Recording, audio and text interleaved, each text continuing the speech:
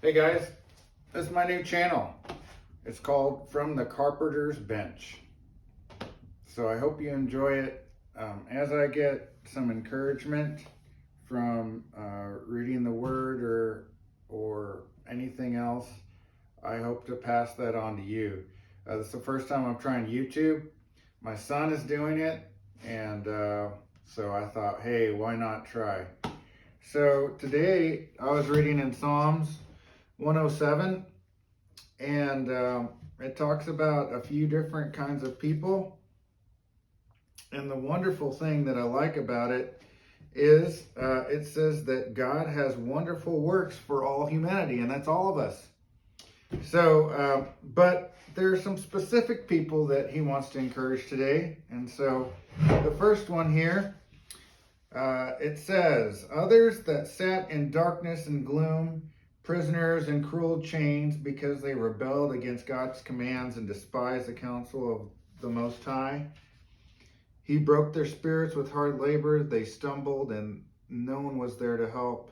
They cried out to the Lord in their trouble. He saved them from their distress. He brought them out of darkness and gloom, broke their chains apart. Let them give thanks to the Lord for his faithful love, for his wonderful works for all humanity. So that's some hope for those that are stuck in addiction. There's a prison ministry I went to not long ago for those who are in chains because they came up against the law. There's hope for you, man. It says there's hope for all humanity. We cry out to the Lord. The second is for the foolish. Fools suffered affliction because of their rebellious ways and their sins. They loathed all food. They came near the gates of death. Then they cried to the Lord in their trouble. He saved them from their distress. He sent his word and healed them. He rescued them from the pit. Let them give thanks to the Lord for his faithful love and his wonderful works for all humanity. So there's hope for the foolish folks. So you may know, it's harder for you to see if you're the foolish one, but you may know of someone that's foolish and that's kind of going their own way and doing their own thing. Hey, there's hope for them. It says right here. The next one, others went to sea in ships conducting trade on the vast waters. They saw the Lord's works, his wonderful works in the deep. He spoke and raised a tempest and stirred up the waves of the sea.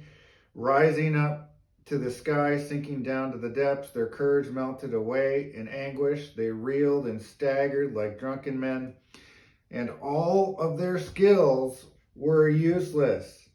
Then they cried out to the Lord in their trouble, and he brought them out of their distress. He stilled the storm to a murmur, and the waves of the sea were hushed. They rejoiced when the waves grew quiet. Then he guided them to a harbor they longed for. Let them give thanks to the Lord for his faithful love and his wonderful works for all humanity. All humanity.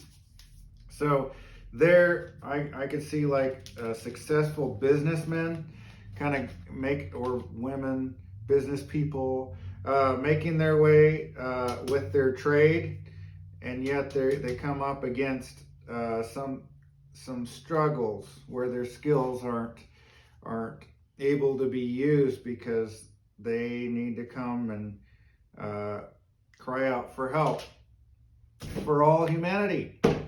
And then the last one, I waited for this one to the last one. Some wandered in the desolate wilderness, finding no way to a city where they could live. They were hungry and thirsty. Their spirits failed within them. Then they cried out to the Lord in their trouble, and he rescued them from their distress. He led them to the right path, to go to a city where they could live. Let them give thanks to the Lord for his faithful love and his wonderful works for all humanity. So this one talks about, I kind of think, the desperation could be physical hunger and thirst, but it says crying out to the Lord, and he helps, and he has hope for all humanity.